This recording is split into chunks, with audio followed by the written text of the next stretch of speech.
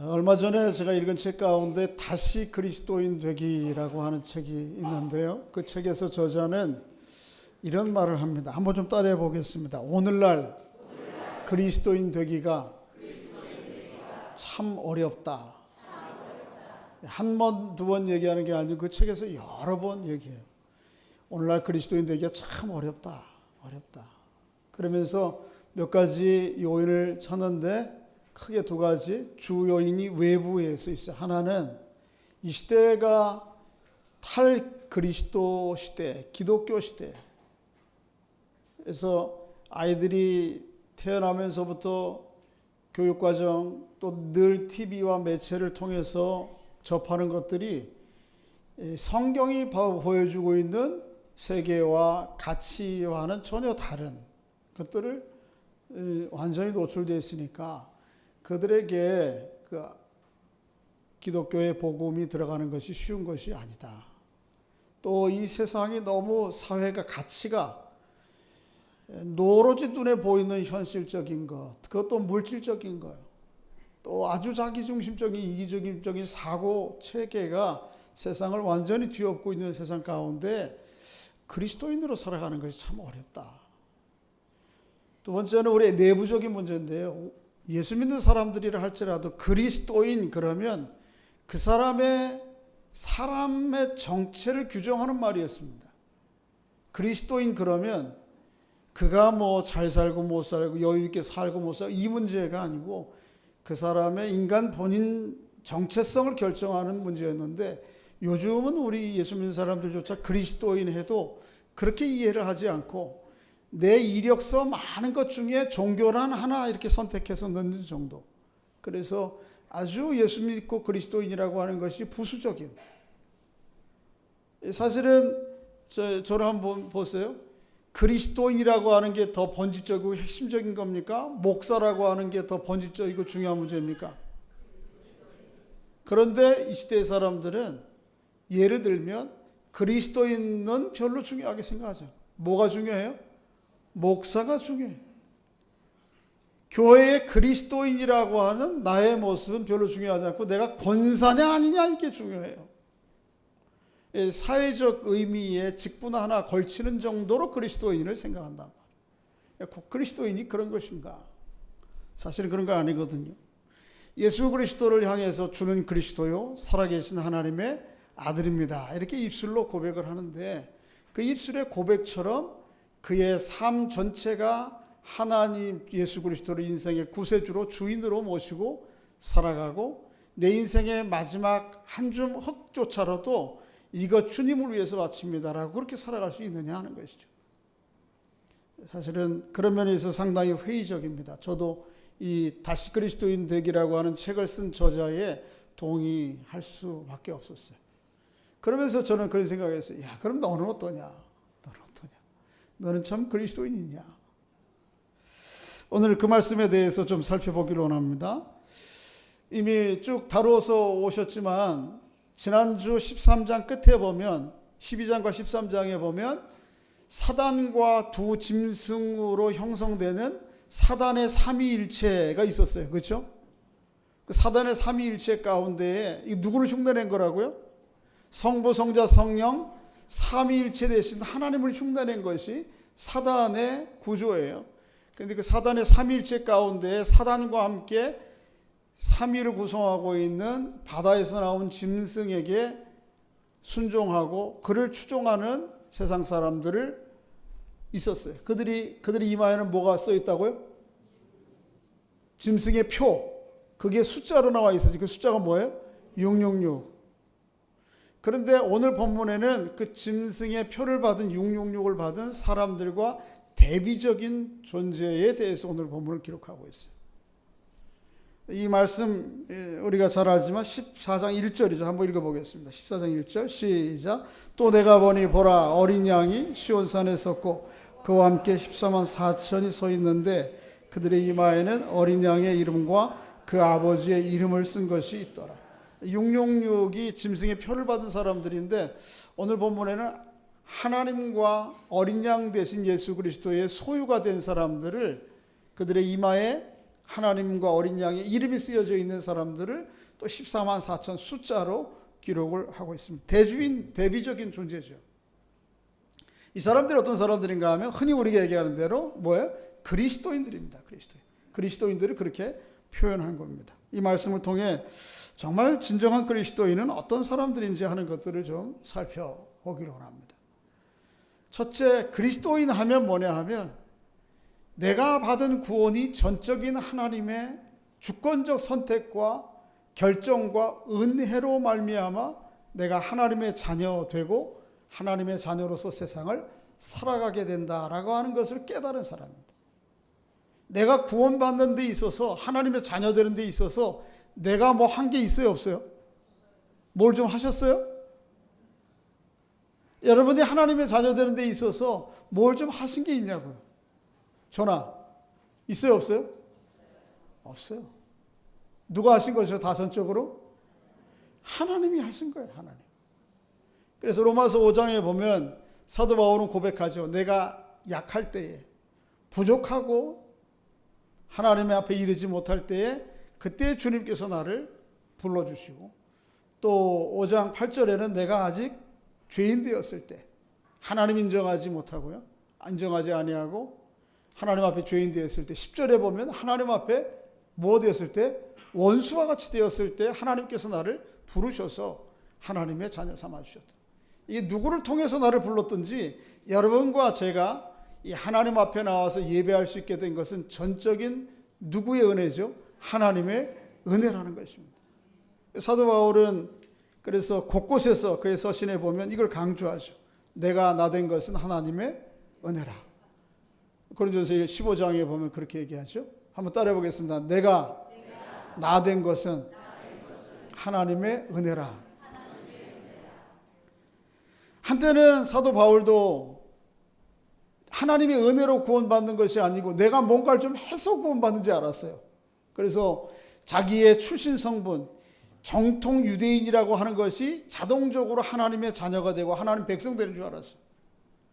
또 한때는 하나님이 주신 율법, 이거를 아주 열심히 뭘 좀 하면 그 율법에 충실하면 하나님의 자녀 되는 줄 알았어요. 또 한때는 그 율법을 반대하거나 때로는 다른 복음을 전하는 사람들을 열심히 핍박하고 뭔가 좀 열심히 일을 하면 그 일 공로 자체가 하나님의 자녀 되는 줄 알았어요. 그렇습니까? 그렇지 않죠. 빌립보 3장에 보면 그게 아니다. 하나님의 은혜로 구원받았다. 예수 그리스도의 은혜로 구원받은 것이다 라고 하는 걸 깨닫고 그 전에 그렇게 중요하게 여기던 모든 것들을 마치 뭐처럼 배설물처럼 여겼다라고 그렇게 얘기하죠. 그렇습니다. 우리가 구원받는 것은 오늘 본문에서 얘기하는 이스라엘 요한의 얘기나 또 사도 바울의 얘기나 다 하나님의 은혜입니다. 자, 오늘 본문에 보면 어린 양과 함께 시온에 서 있는 사람들이 몇 명이에요? 시온산에 14만 4천 명. 그들의 이마에 뭐가 있다고요? 하나님의 이름과 어린 양의 이름이 기록되어 있어요. 어떻게 그건 뭐예요? 하나님의 소유와 하나님의 백성된 증표예요. 우리가 어떻게 하나님의 이름이 우리의 이마에는 아니죠. 여기서는 비유적인 표현이 존재의 중심에 기록되어 있습니까? 뭘 한들 그렇게 하나님의 너는 내 거다. 그렇게 하나님의 표가 우리에게 주어지겠네요. 전적인 누구의 은혜죠? 하나님의 은혜입니다. 성도는 그리스도인은 뭐냐면 철저하게 자기가 구원받고 하나님의 자녀가 된 것이 하나님의 은혜라고 하는 것을 깨닫고 그것을 고백하며 살아가는 사람들이에요. 할렐루야. 모든 게 하나님의 은혜입니다. 그죠? 여기 살아있는 것 자체가 뭐죠? 하나님의 은혜예요. 여러분이 여기 와서 지금 살아가는 중에 여기 있기까지 뭘 좀 한 게 있으세요? 없어요. 다 하나님의 은혜예요. 천국과 지옥은 제가 볼 때에 또 성경이 말하는 내용도 그런 건데 이런 어떤 물질적인 상황이 아닙니다. 그건 부수적인 거예요. 그것보다 더 본질적인 것은 천국은 뭔가 하면 모든 것이 다 은혜로 깨달아지고 경험되어지고 고백되어지고 누려지는 것이 그게 천국이에요. 그게 본질이에요. 반대로 지옥은 무엇입니까? 다 은혜가 아닌 하나님의 은혜와 선물이 아닌 반대로 내 수고와 그 결과로 말미암는 자기 의와 자기 자랑과 또 다른 사람들과의 비교와 그 위에서 오는 교만함과 비교 열등에서 오는 열등감에 빠져 있는 상태, 그게 뭐죠? 그게 지옥입니다. 지옥을 뭐 너무 한쪽에는 막 불이 타고 밑에는 뭐예요? 구더기가 막 많은 천국은 어떻습니까? 또 뭐 한 200평 맨션 수영장이 있는 그런 물리적인 것은 나중이에요. 더 핵심적인 건 무엇입니까? 천국은 모든 게 다 은혜로 고백이 돼요. 강건할 때도 은혜지만 나이가 들어서 육신이 약해져도 뭐죠? 은혜예요. 권사님들 그래요, 안 그래요? 그래서 늙는 것도 어떻게 한 거예요? 감사해요. 그렇죠? 왜 그렇습니까? 젊을 때에는 막 뛰어다닐 때에는 발견하지 못하고 깨닫지 못했던 것을 몸이 늙어보고 약해지니까 깨닫는 것이 참 많아요. 흔히 그런 말이 있어요. 빨리 달릴 때에는 보여요, 안 보여요? 여러분 고속도로 타고 쭉 가다 보면 옆에 게 보입니까? 저 멀리 거밖에 안 보이죠. 그런데 빨리 갈 수 없어서 달팽이처럼 천천히 걸어가다 보면 뭐가 보이죠? 그때 비로소 보이는 것이 있습니다. 건강할 때만 은혜가 아니고요, 약하는 것도 은혜로 보여지는 거예요. 그게 천국이에요. 그게 그리스도인의 고백이에요. 여러분과 저에게 은혜로 모든 것이 은혜로 고백되어지고 받아들여지는 은총이 있기를 주의 이름으로 축복합니다. 오늘 본문에 나오는 14만 4천이 그런 사람들이에요. 자기의 의사와 노력과 수고와 열정과 행위가 공로가 아닌 하나님께서 전적인 은혜로 내 이마에, 나의 존재의 중심에 너는 내 것, 그리고 내 것이는 것뿐만 아니고 내가 내 인생을 책임지고 보호해. 이 세상만이 아니고 영원히 이것을 하나님의 은혜로 깨닫고 고백하며 살아가는 것, 그게 그리스도인의 첫째 모습입니다. 둘째는, 그리스도인은 자기에게 주어진 구원을 날마다 새롭게 고백하는 사람입니다. 날마다 새로운 노래로 하는, 다시 반복해 노래하는 사람이 구원받은 사람의 그리스도인의 특징입니다.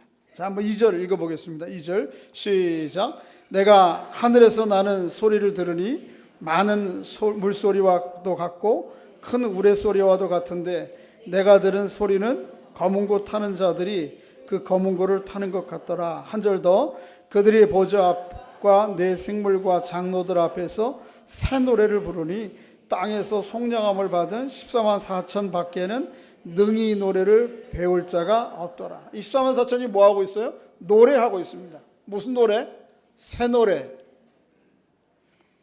이거는 뭐 새 노래라고 하면 단지 이 찬송가 말고 복음성가 그렇게 하라는 얘기 아니에요? 또 그렇게 얘기하고 보니까 오늘 찬송가 하나도 없이 다 복음성가만 하게 되네요.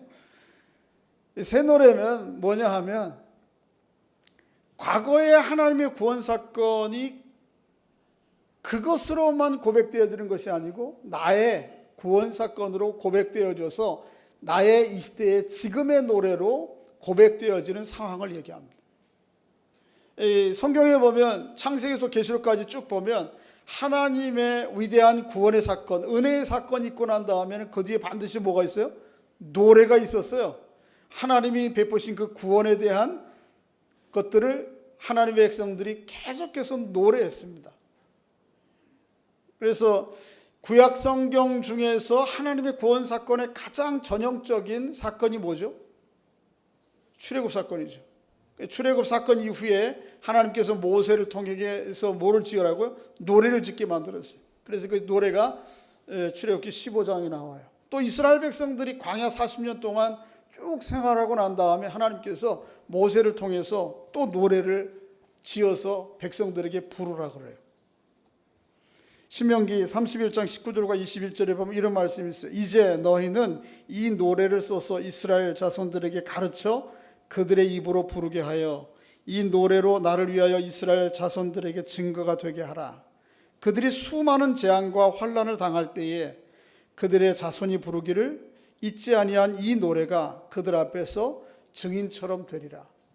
계속해서 노래를 부르게 만들고 이 노래가 구원의 고백이 노래가 결국 이 모든 환난과 재앙 가운데서, 수많은 재앙과 환난 가운데서 내가 너와 함께하고 있다라고 하는 증인의 역할을 하게 될 것이다.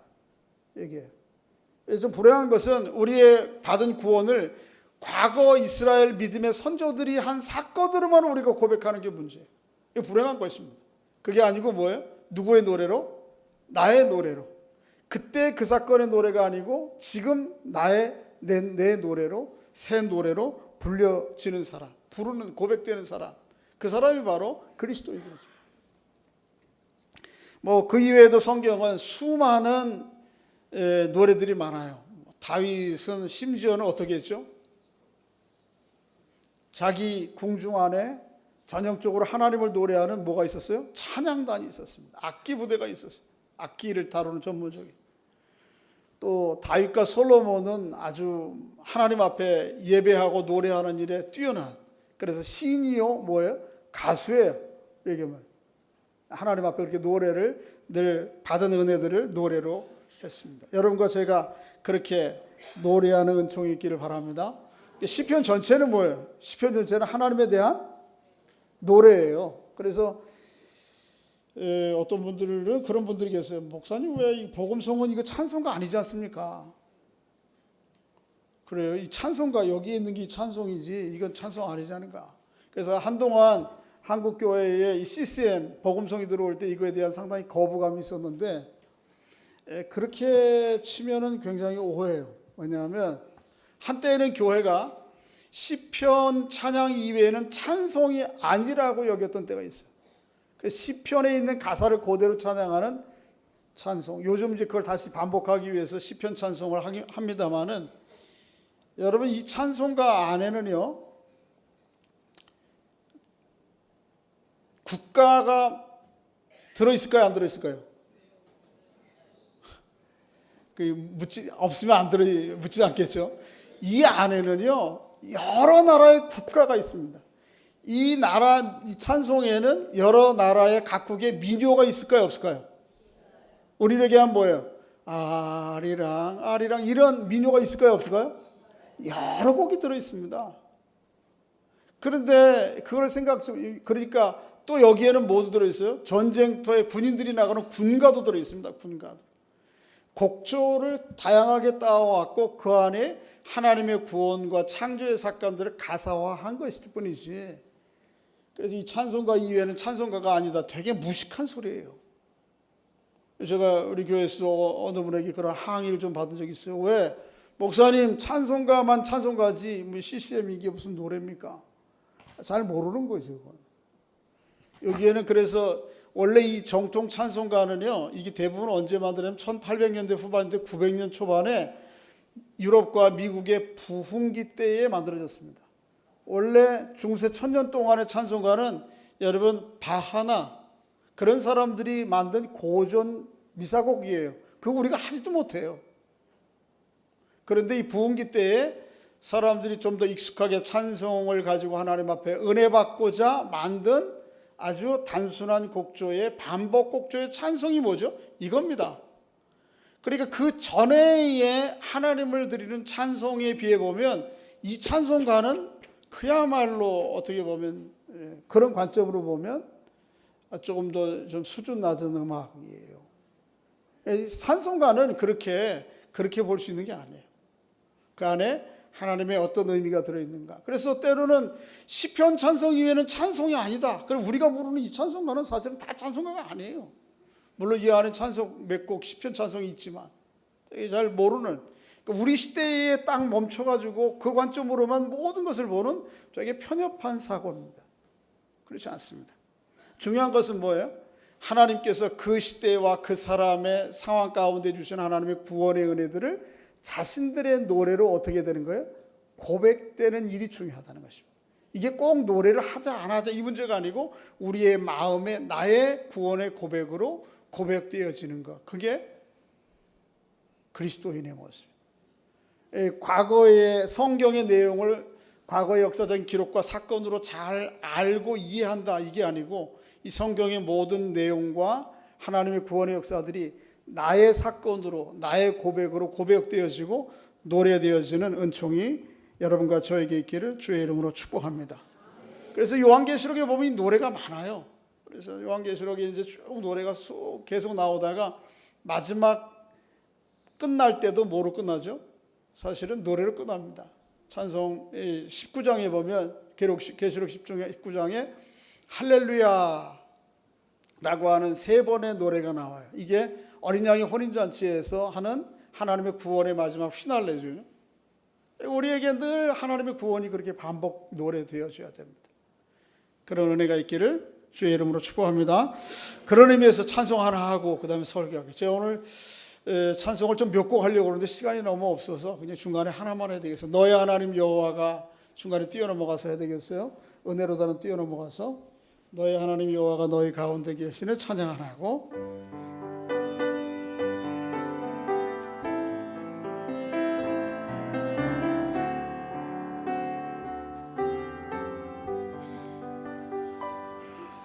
너의 하나님 여호와가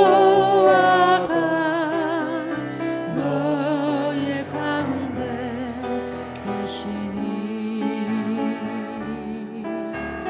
그는 구원을 붓을 쫓는 자시라 그가 너로 인하여 기쁨을 이기지 못하시며 너를 잠잠히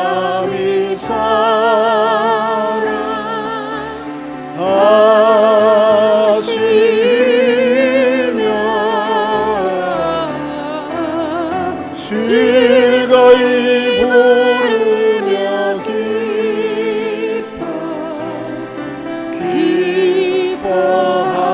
기뻐하시리라 즐거이 부르며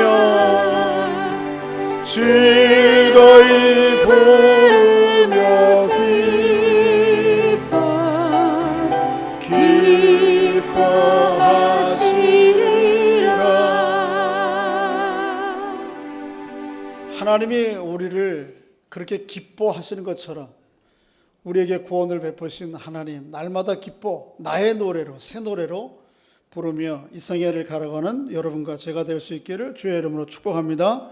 세 번째, 그리스도인은 신랑 되신 예수 그리스도에게 순결을 지키는 사람입니다. 그리고 신랑 되신 목자 되신 예수 그리스도가 가라고 하는 것에 온전히 순종하는 사람입니다.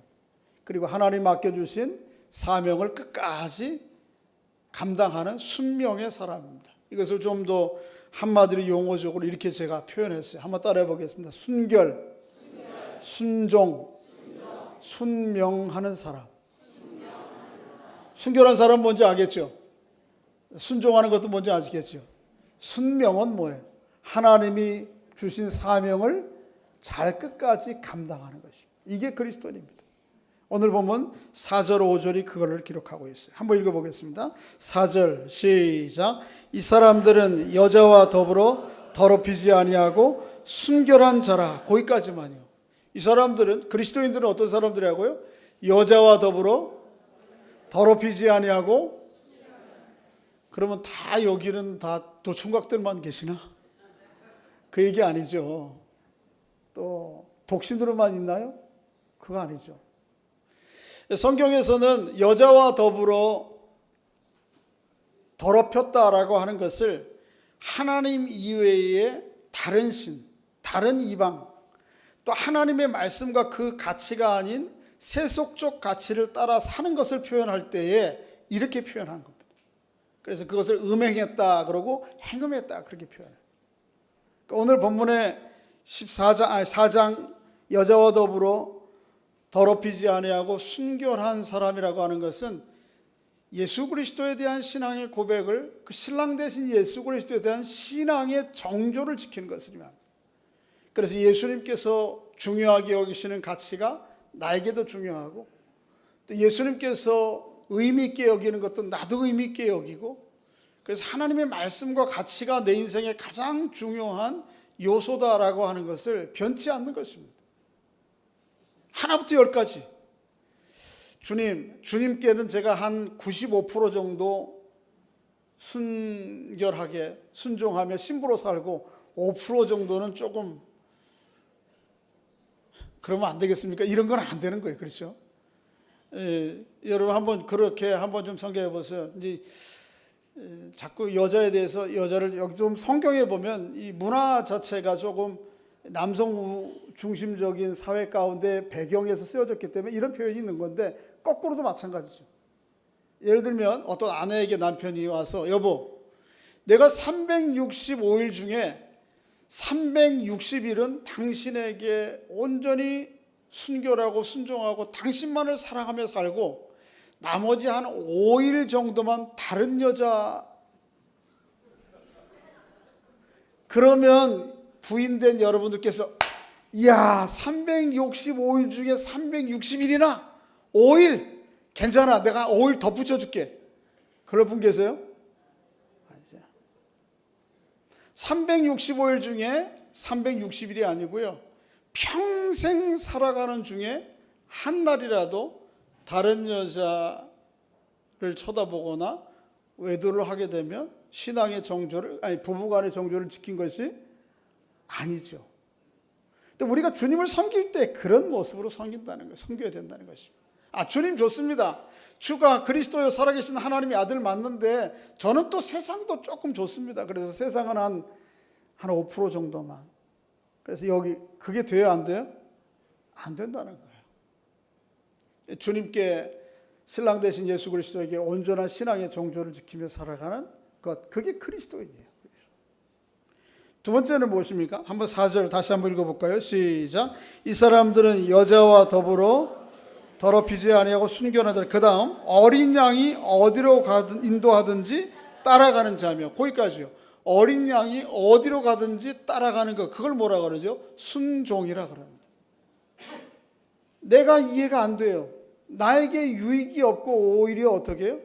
불이익이에요. 그럼에도 불구하고 주님 가라 하시면 어떻게 하는 거예요? 가고, 주님 멈추라 하시면 어떻게 하는 거예요? 멈추는. 이게 오늘 본문 4장 중반에 있는 어린 양이 어디로 가든지 인도하며 따라간다라고 하는 것은 요한복음 또 구약의 에스겔서에 나오는 비유 가운데서 따온 건데요. 양은 특징이 뭐냐 하면 양의 특징 중에 하나가 시력이 약해요. 그래서 양은 10m 앞을 못 봐요. 10m 앞이 아니고 3m 앞을 못 봐요. 그래서 오로지 누구를 쫓아가요? 앞을 쫓아가는 거예요. 특히 이 양떼 전체는 전적으로 누구에게 의지해서 가죠? 목자에게 의지해 갑니다. 전에 제가 해외 토픽 가운데에 그런 신문을 한번 본 적이 있어요. 절벽에 수백 마리 양이 떨어져서 죽었어요. 그래서 이 양들이 양의 인생을 한탄하고 한꺼번에 다 자살한 건가?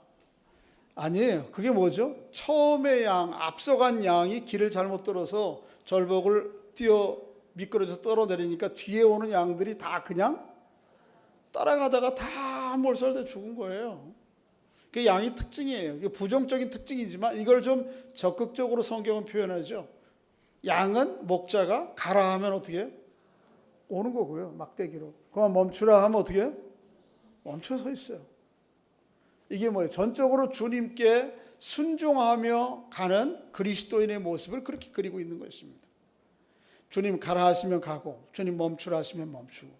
그게 내게 손해가 나고 이해가 되지 않고 때로는 불편해도 주님께 순종하며 가는 거, 그게 그리스도인의 모습이죠. 세 번째는 순명하는 사람이 그리스도인입니다. 그게 오늘 본문 4절 하반절의 내용인데 4절 처음부터 다시 읽습니다. 시작. 이 사람은 여자와 더불어 더럽히지 아니하고 순결한 자라. 어린 양이 어디로 가든지 따라가는 자며 사람 가운데 속량함을 받아 처음 익은 열매로 하나님과 어린 양에게 속한 자들이.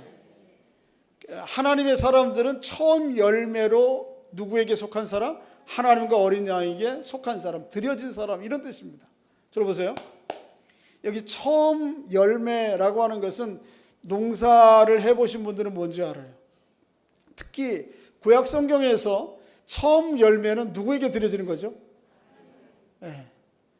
그래서 그게 열매든지 사람조차도 짐승의 초태생도 누구 거죠? 하나님께 드려집니다. 사람도 처음 것은 누구예요? 하나님께 드려지는 거예요. 하나님께 드려짐으로 말미암아 이 첫 열매만 아니고 모든 열매가 누구의 은총의 결과라는 하나님의 은총의 결과라고 하는 고백으로 드려지는 것이 처음 열매. 그런데 오늘 본문의 24만 4천 여러분과 저 예수 믿는 사람들 향해서 뭐라 그러냐면 처음 열매라 그렇게 얘기해요. 이걸 조금 더 좀 신학적인 의미에서 살펴봐야 이 내용이 무엇인지 알겠는데요. 예레미야 2장 3절 말씀에 보면 이런 말씀이 있어요. 한번 따라 보겠습니다. 이스라엘은 여호와를 위한 성물, 그 소산 중에 첫 열매니.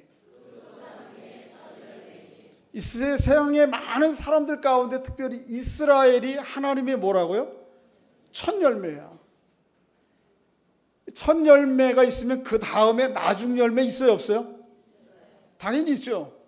하나님께서 이스라엘 구약 백성들을 부르신 이유는 너희들만 하나님의 백성이요 하나님의 복을 누리라고 주신 것이 아니고 너희들은 첫 열매고 너희들을 통하여 나머지들을 결산하겠다, 수확하겠다. 이게 하나님의 계획이에요. 그래서 이 이스라엘 사람들을 뭐 삼아? 이방의 빛으로 삼아 이방인이 그 이스라엘을 통해서 하나님께로 돌아오게 하는, 이스라엘 백성들에게 이 첫 열매의 사명이 있는 거예요. 첫 열매의 축복만이 아니고 이 첫 열매의 사명이 있는 거예요. 그래서 하나님 앞에 그 이스라엘 전체가 하나님 앞에 드려져야 되는 사명이 있는 건데 이스라엘 백성들이 이걸 생각하지 않고 첫 열매로 자신들이 드렸다고 하는 사명을 간과하고 오로지 자기들만 이스라엘 백성들이라고 하나님 백성이라고 생각해요. 이방인들은 다 어떻게 하나님의 복과 하나님의 구원의 은혜와는 상관이 없는 사람으로 생각하는 것이죠. 오늘에게도 역시 마찬가지. 첫 열매가 중요해요. 이 첫 열매로의 사명, 여러분과 저를 통해서 이스라엘을 통해서 세상의 모든 열방과 민족들을 구원하시고자 하는 나중 열매를 구원하시고자 하는 계획이 있는 것처럼 여러분과 제가 다시 이 시대에, 종말의 이 시대에 첫 열매로 드려진 사람입니다. 그 첫 열매로 사명을 신실하게 감당하는 은혜가 있기를 주의 이름으로 축복합니다. 첫 열매는 그 안에는 많은 기대와 소망이 담겨져 있어요. 그 첫 열매 뒤에는 뭐가 있어요? 이제 계속해서 수확할 많은 열매들에 대한 기대가 또 보장이, 약속이 있는 것입니다. 여러분과 저를 통해 세상은 그걸 볼 수 있어야 돼요.